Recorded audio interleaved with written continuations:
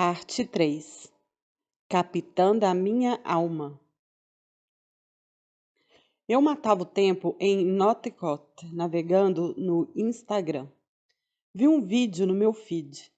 Minha amiga Violet e uma jovem. Elas brincavam com um novo aplicativo que punha filtros bobinhos nas fotos.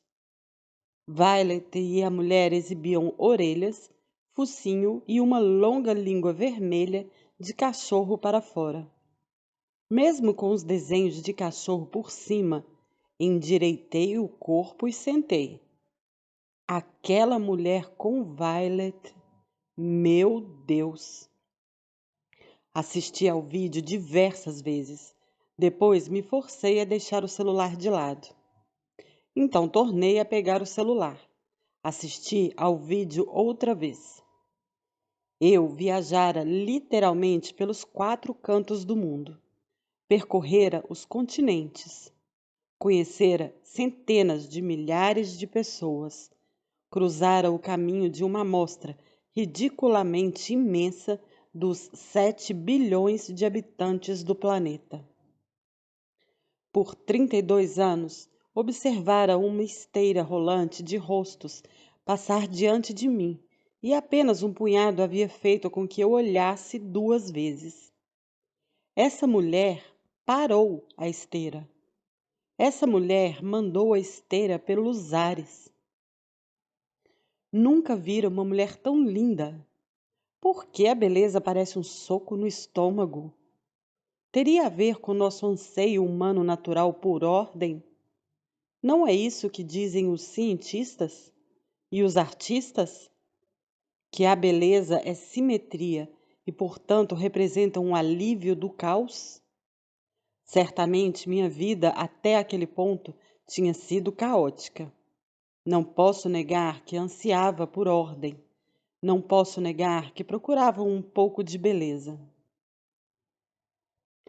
Acabara de voltar de uma viagem com papai, Willie e Kate à França, onde celebráramos o aniversário da Batalha do Somme, honráramos os mortos britânicos e eu lera um poema comovente, Before Action.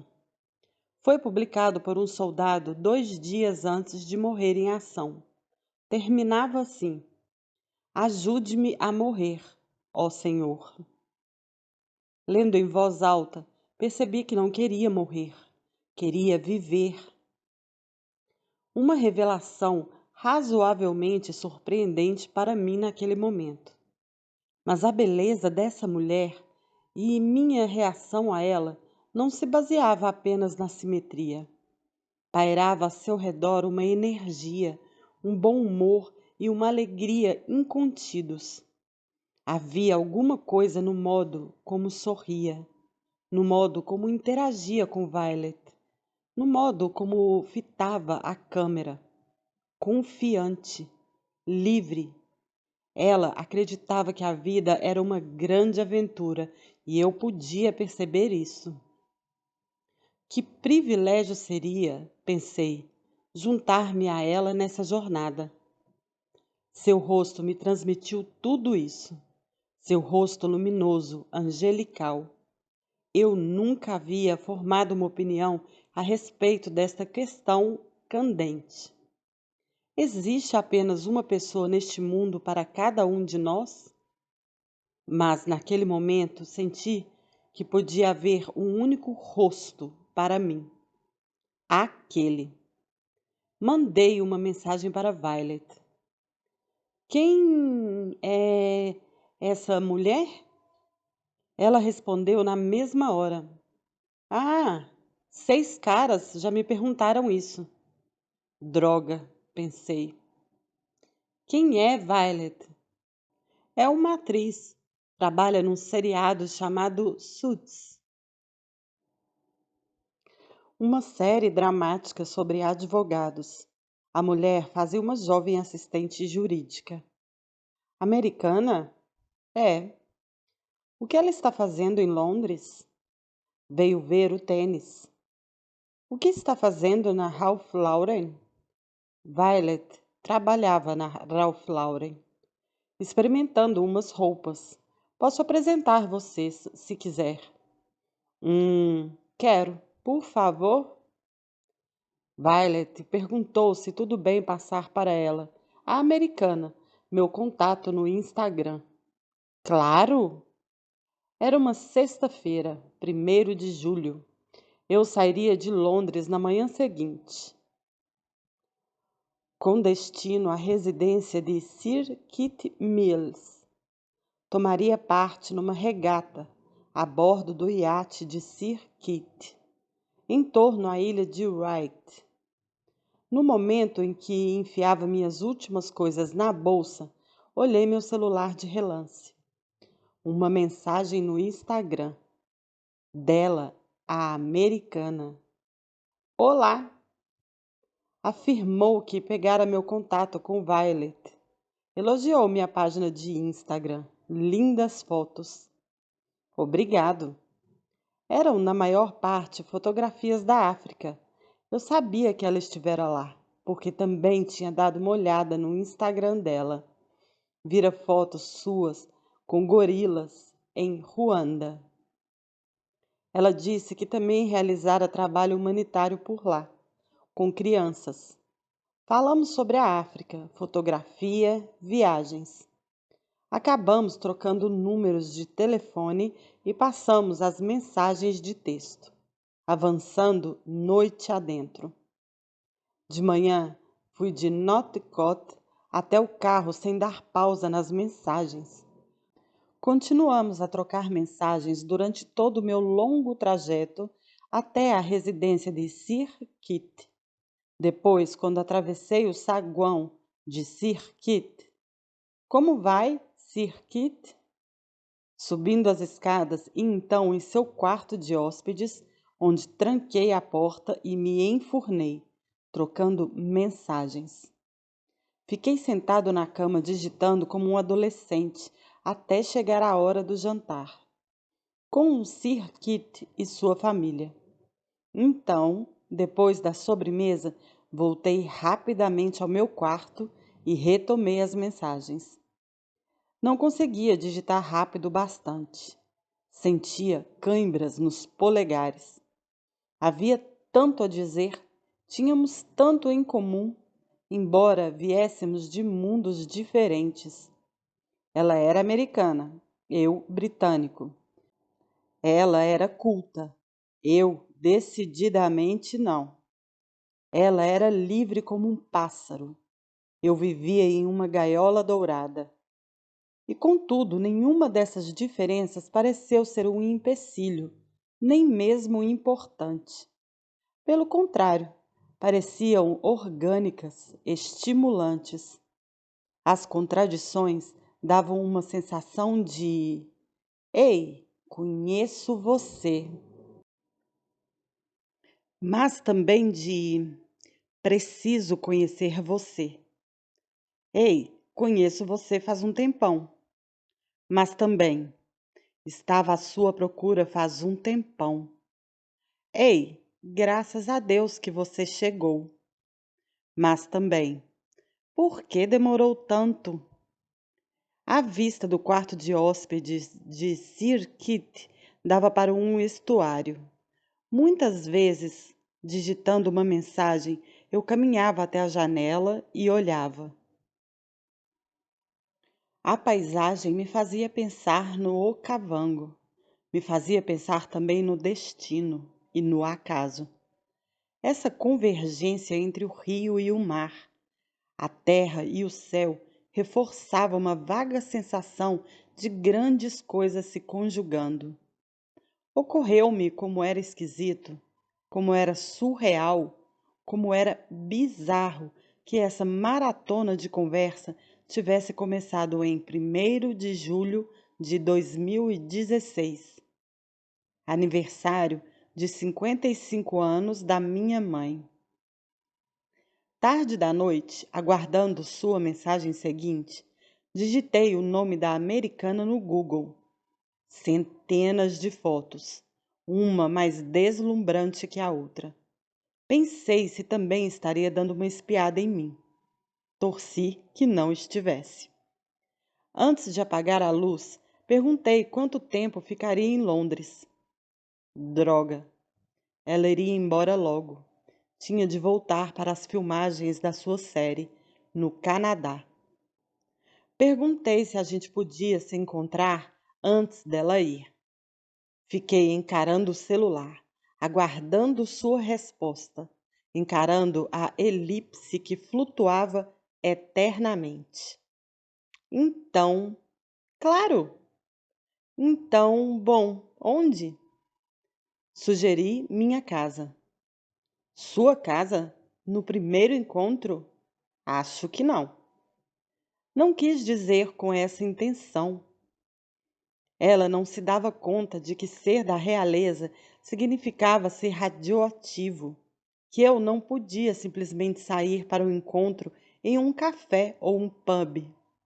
Relutante em lhe dar uma explicação completa, tentei explicar obliquamente sobre o risco de ser visto. Não fiz um bom trabalho. Ela sugeriu uma alternativa. Soho House, na Dean Street 76. Era seu quartel-general sempre que vinha a Londres. Ela reservaria uma mesa para nós em um salão tranquilo. Não haveria outras pessoas por perto. A mesa estaria no seu nome. Meghan Markle. Depois de trocar mensagens por metade da noite, até a alta madrugada, resmunguei com o alarme tocando de manhã. Hora de zarpar a bordo do veleiro de Sir Kit. Mas também me senti grato. Uma regata era a única maneira de me fazer esquecer o celular. E eu precisava deixá-lo de lado, só por algum tempo, pôr a cabeça no lugar, respirar fundo. O barco de Sir Kit se chamava Invictus, homenagem aos jogos. Abençoado seja o homem. Nesse dia havia 11 tripulantes, incluindo um ou dois atletas que de fato competiram nos jogos. A regata de 5 horas nos conduziu em torno das Needles e as garras da intempérie. O vendaval foi tão feroz que muitos outros barcos abandonaram a competição. Eu velejara antes, muitas vezes. Me lembrei de um feriado dourado, com renners, tentando emborcar nosso pequeno barco laser. Mas nunca assim, em mar aberto, em condições tão revoltas. As ondas assomavam sobre nós. Nunca sentira medo da morte antes. E agora me pegava pensando: por favor, não deixe que eu me afogue antes do meu grande encontro. Daí fui dominado por outro medo, o medo de não ter banheiro a bordo. Segurei o máximo de tempo que fui capaz de aguentar, até não haver outra escolha. Pendurei-me na lateral do barco, enfiando o corpo no mar agitado. E nem assim consegui mijar, graças sobretudo ao medo de palco. A tripulação inteira olhando. Enfim voltei ao meu posto, constrangedoramente pendurado nos cabos, e urinei na calça. Uau, pensei, se Meghan Markle pudesse me ver agora. Nosso barco foi o vencedor em nossa classe. Ficou em segundo no geral. Viva, falei, mal parando para comemorar com Sir Kit e a tripulação. Minha única preocupação era pular naquela água, limpar a urina da calça, depois voltar correndo a Londres, onde a maior corrida de todas, a corrida suprema, estava prestes a começar.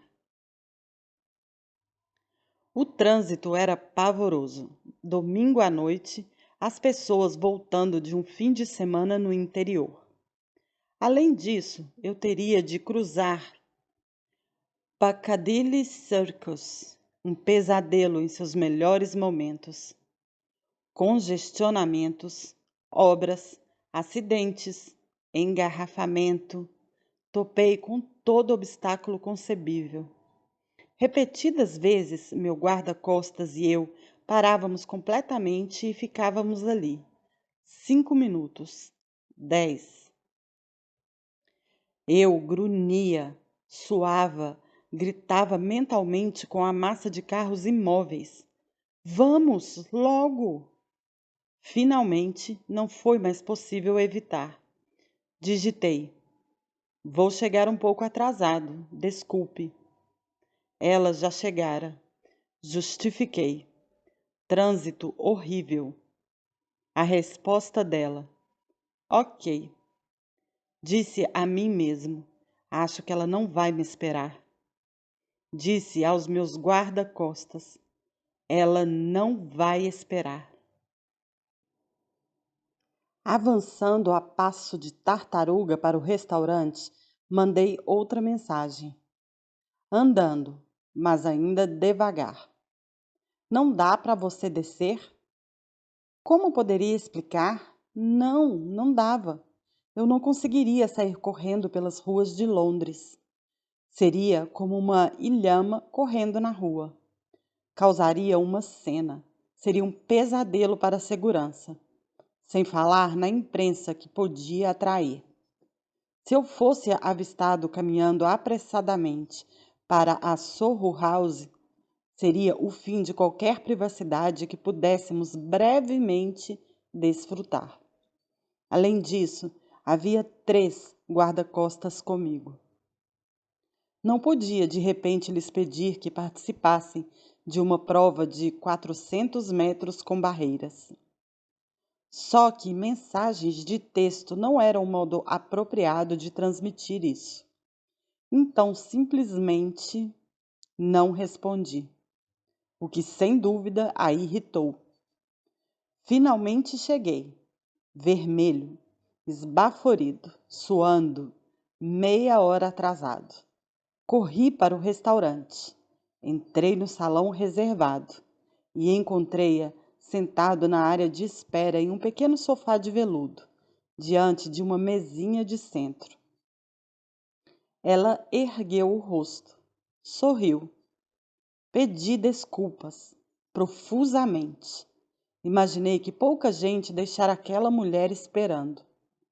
Sentei ao seu lado, voltei a me desculpar. Ela disse que eu estava perdoado.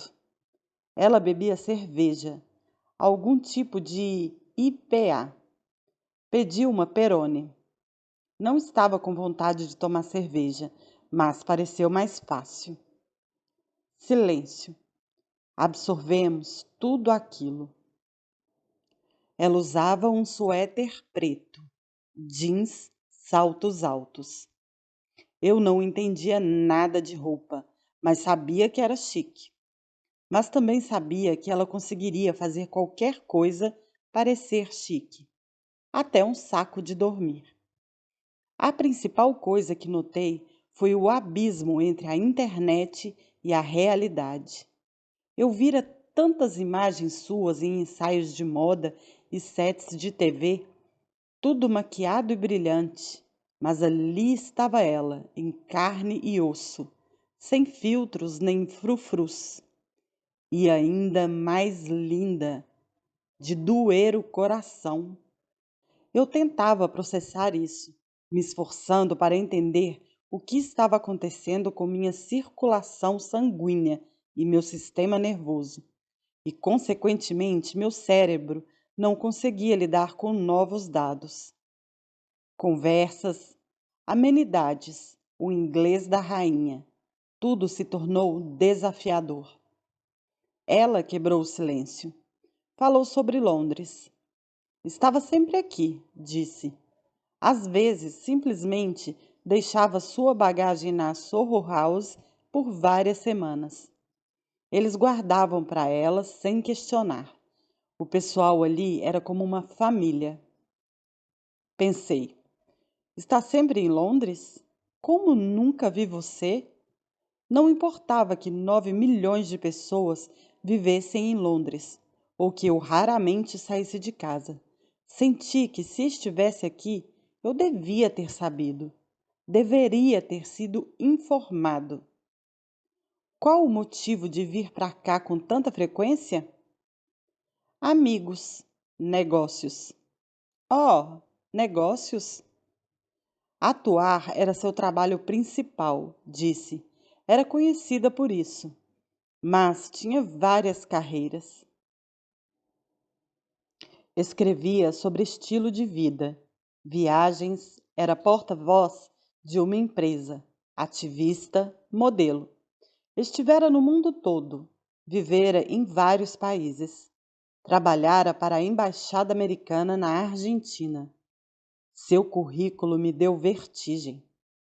Tudo parte do plano, afirmou. Plano? Ajudar as pessoas, fazer o bem, ser livre. A garçonete retornou. Disse seu nome, Misha, sotaque do leste europeu. Sorriso tímido, muitas tatuagens. Perguntamos sobre elas. Misha ficou mais do que contente em explicar. Ela nos proporcionou um muito necessário amortecimento, uma pisada no freio, uma pausa para respirar. E acho que sabia que estava fazendo esse papel, e o fez com gosto. Adorei-a por isso. Misha se afastou e a conversa começou a fluir de verdade. O constrangimento inicial sumira. Retomamos o tom amigável de nossas trocas de mensagens. Ambos havíamos passado por primeiros encontros em que não havia nada sobre o que falar.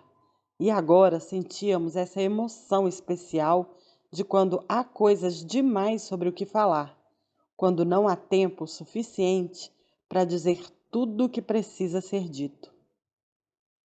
Mas, falando em tempo, o nosso chegou ao fim. Ela recolheu suas coisas. Lamento, preciso ir.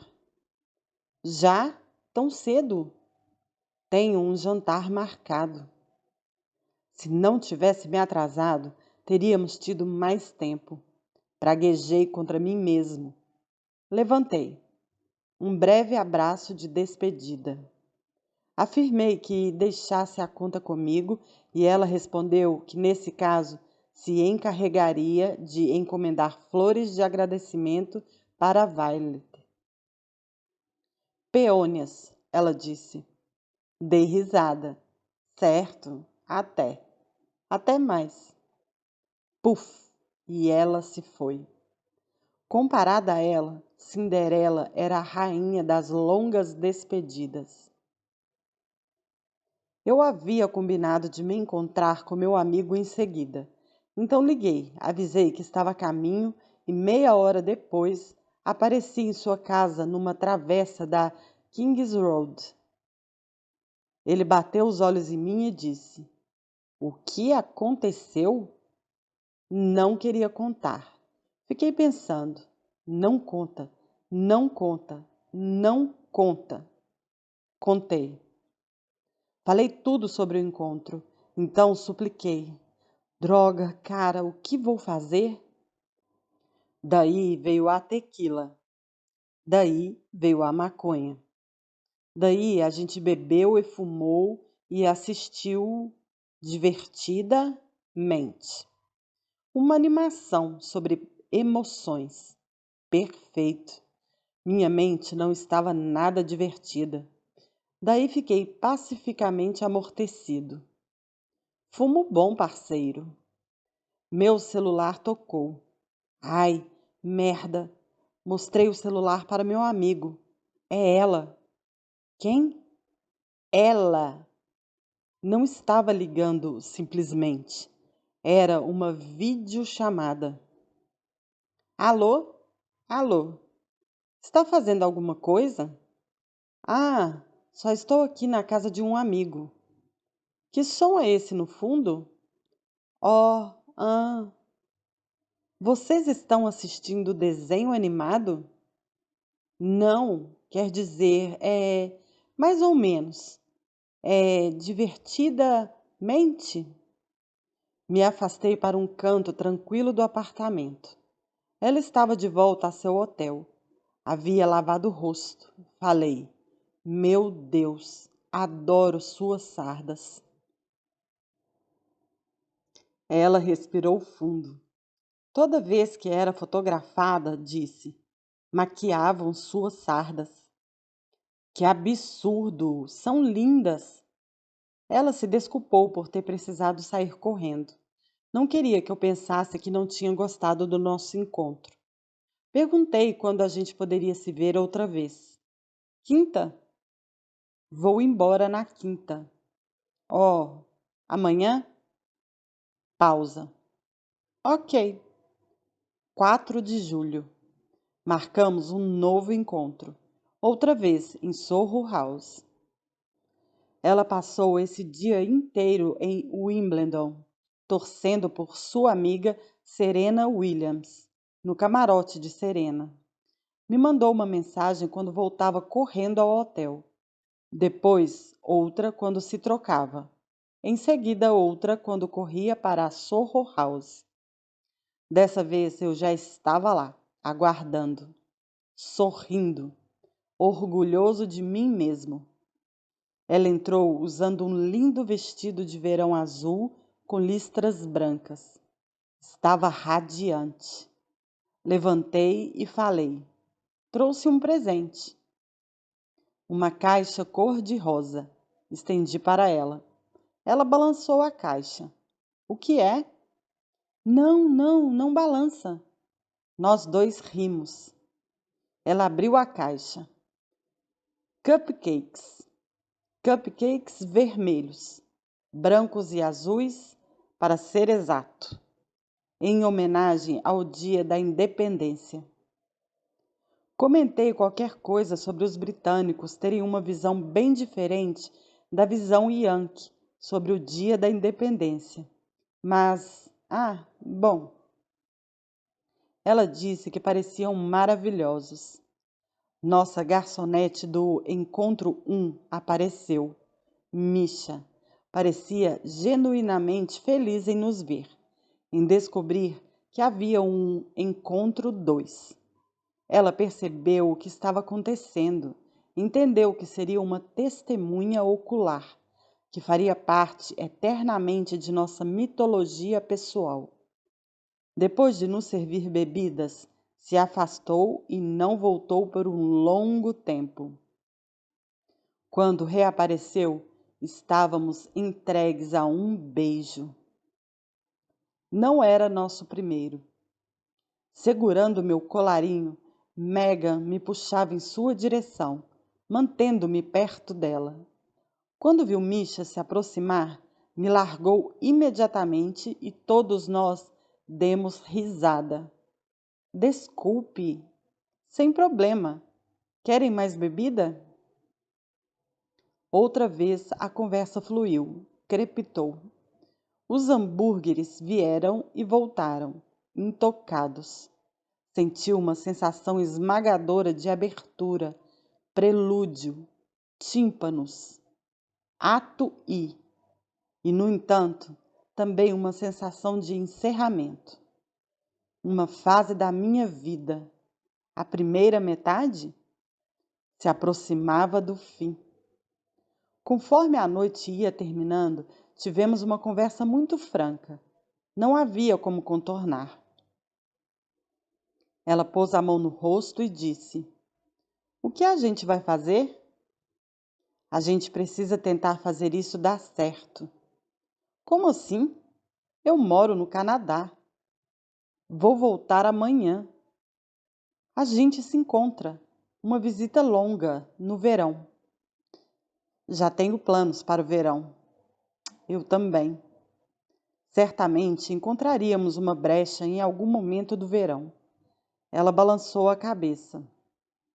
Iria fazer o circuito de comer, rezar, amar. Comer o quê? Você disse? O livro? Desculpe. Livros não são meu forte. Me senti intimidado. Ela era totalmente o contrário de mim. Gostava de ler. Era culta. Não tem importância, disse ela, rindo. O problema era que viajaria com 3 amigas para a Espanha e depois com 2 amigas para a Itália. E em seguida olhou sua agenda. Olhei a minha. Ela ergueu os olhos, sorriu. O que foi? Fala. Na verdade, tem uma pequena janela. Recentemente, explicou, uma colega de trabalho a aconselhara a não planejar demais seu verão de comer, rezar e amar. Deixe uma semana livre, disse a pessoa. Deixe espaço para a magia. Assim, ela andava dizendo não a todo tipo de coisa, reservando uma semana, recusando até um passeio dos sonhos de bicicleta pelos campos de lavanda do sul da França. Olhei minha agenda e falei: também tenho uma semana livre. Será que é a mesma semana? Quem sabe? Será possível? Não seria a coisa mais doida? Era a mesma semana. Sugeri que passássemos em Botsuana. Pus o máximo empenho em lhe vender a ideia. O berço da humanidade, o lugar mais esparsamente povoado do planeta, o verdadeiro jardim do Éden, com 40% da terra entregue à natureza. Além do mais, a nação com a maior quantidade de elefantes da terra. Acima de tudo, era o lugar onde eu me encontrava, onde sempre me reencontrava, onde sempre me sentia perto da magia?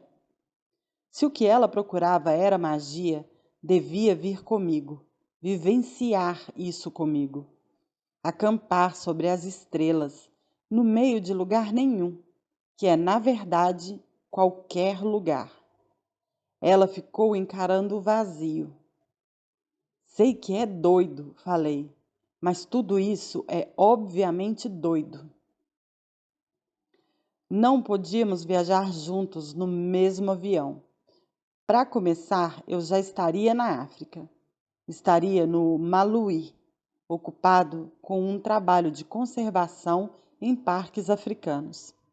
Mas não contei a ela sobre o outro motivo.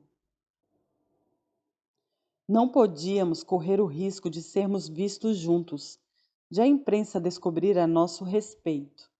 Ainda não. Assim, ela terminou seu negócio de comer, rezar, amar. Depois viajou de Londres para Joanesburgo. Depois para Maun, onde eu pedira a Tid que a encontrasse. Claro que eu queria fazer isso pessoalmente, mas seria impossível sem causar uma cena. Após uma odisseia de 11 horas, incluindo uma escala de 3 horas em Joanesburgo e um quente percurso de carro até a casa, Megan tinha todo o direito de estar mal-humorada. Mas não. Com os olhos brilhando, ansiosa, estava pronta para tudo e parecia a imagem da perfeição. Usando jeans rasgados, botas surradas de caminhada, um chapéu panamá amarrotado que eu vira em sua página no Instagram.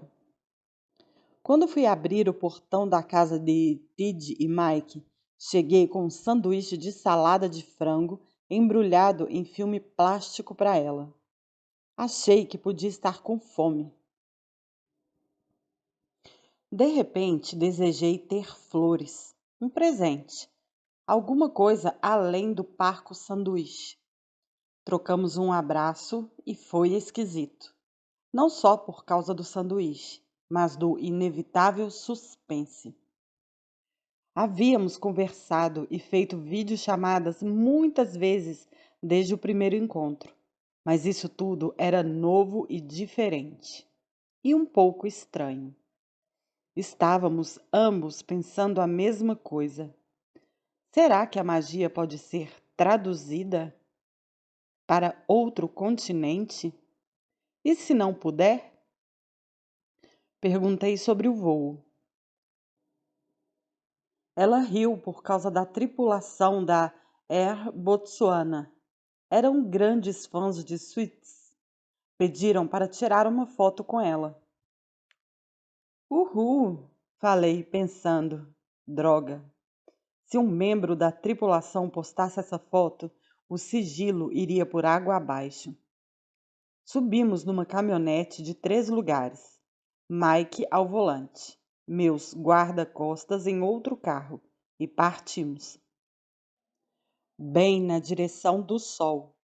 Depois de 1 hora de estradas asfaltadas, tínhamos 4 horas de estradas de terra pela frente. Para fazer o tempo passar mais rápido, eu apontava todas as flores, plantas, aves. Aquilo é um francolim. Aquilo é um calau. A mesma coisa que um zazu, de O Rei Leão. Aquilo é um rolieiro de peito lilás e parece estar fazendo ritual de acasalamento. Depois de um período respeitoso de tempo, segurei sua mão.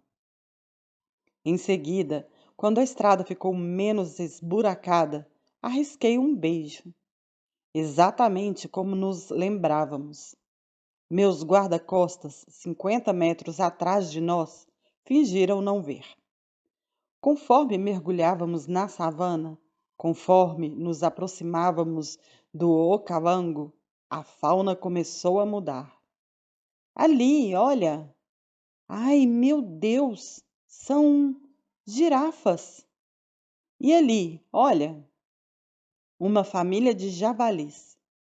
Avistamos uma manada de elefantes. Machos, fêmeas, bebês. Ei, olá! Tomamos uma estradinha usada no controle de incêndios e as aves estavam em polvorosa, provocando um calafrio na minha espinha. Leões na área. Não brinca, ela disse. Alguma coisa me fez olhar para trás. Lá estava, uma cauda serpenteando. Berrei a Mike que parasse. Ele freou bruscamente, engatou a ré. Ali, bem na nossa frente, um dos grandes, um papai. E lá, 4 filhotes, relaxando à sombra de um arbusto, com suas mamães. Nós os admiramos por algum tempo e então seguimos em frente. Pouco antes do crepúsculo, chegamos a um pequeno acampamento satélite que Tid e Mike haviam montado. Carreguei nossas bagagens para uma barraca erguida junto a uma imensa árvore de salsicha.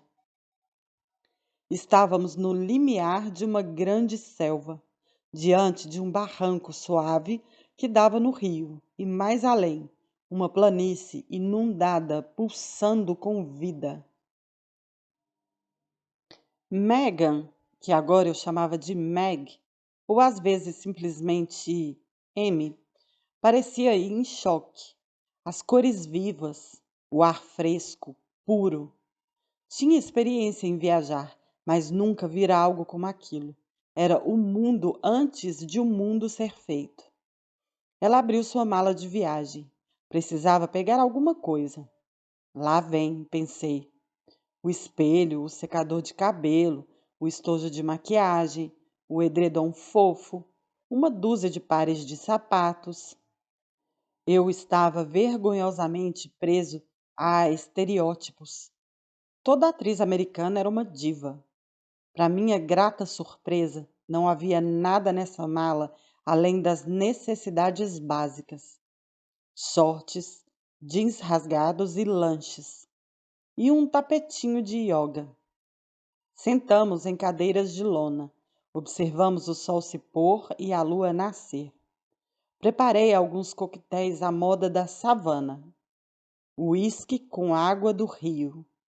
Tid ofereceu a Meg um pouco de vinho e a ensinou a cortar a ponta de uma garrafa de plástico para fazer uma taça. Contamos histórias, demos muitas risadas. Depois, Tid e Mike prepararam um delicioso jantar para nós. Comemos em volta do fogo, olhando as estrelas. Na hora de dormir, guiei Meg no escuro até a barraca. Onde está a lanterna? Perguntou. Torte, você quis dizer? Nós dois achamos graça. A barraca era muito pequena e muito espartana. Se ela esperava por uma viagem glamourosa, a essa altura estava completamente livre de fantasias. Deitamos dentro da barraca, de costas, sentindo o momento, compreendendo o momento. Havia 2 sacos de dormir separados. Resultado de muita preocupação e inúmeras conversas com Tid. Não queria parecer presunçoso. Aproximamos os dois, deitamos ombro contra ombro. Olhamos para o teto, escutando, conversando, observando as sombras da lua flutuarem pelo nylon. Então, um ruído de mastigação. Meg sentou imediatamente. O que foi isso? Elefante, falei. Apenas um, pelo que dava para perceber, perto da barraca, comendo pacificamente os arbustos à nossa volta. Ele não vai machucar a gente. Não? Pouco depois, a barraca foi sacudida por um rugido alto. Leões. Não tem perigo? Não, não se preocupe. Ela deitou, pousou a cabeça em meu peito. Pode confiar em mim, falei. Eu protejo você. Acordei pouco antes do dia nascer. Abri o zíper da barraca em silêncio e saí de fininho. Observei um bando de gansos pigmeus voando rio acima, impalas e antílopes bebendo sua água matinal à beira do rio. A cantoria das aves era inacreditável. À medida que o sol surgia, dei graças pelo dia. Depois me dirigi ao acampamento principal para uma fatia de torrada. Quando voltei, encontrei Meg se alongando no tapetinho de ioga junto à margem do rio. Postura do guerreiro, cachorro invertido, postura da criança. Quando terminou, anunciei: o café está servido. Comemos sob uma acácia, e ela perguntou animada quais eram os planos. Preparei umas surpresas. Ao começar pelo passeio matinal, subimos na velha caminhonete sem portas de Mike. Partimos através da savana. O sol no rosto, o vento nos cabelos. Atravessamos riachos, sacolejamos por colinas. Espantamos leões ocultos no capim alto. Obrigado por todo aquele barulho ontem à noite, rapazes. Topamos com um grande bando de girafas se alimentando da copa das árvores. Seus cílios, como ancinhos, acenaram bom dia para nós. Nem todos eram tão amigáveis. Perambulando por um vasto bebedouro, avistamos uma nuvem de poeira mais adiante. Um rabugento javali nos confrontou. Quando percebeu que não arredaríamos o pé, se afastou. Hipopótamos bufavam belicosamente. Sinalizamos para todo mundo recuar para a caminhonete. Interrompemos um bando de cães selvagens tentando tomar um búfalo morto de 2 leoas. Não estava dando certo. Deixamos que se entendessem. O capim dourado oscilava ao vento. A estação seca, falei para Meg. O ar estava calmo, limpo, dava a alegria de respirar.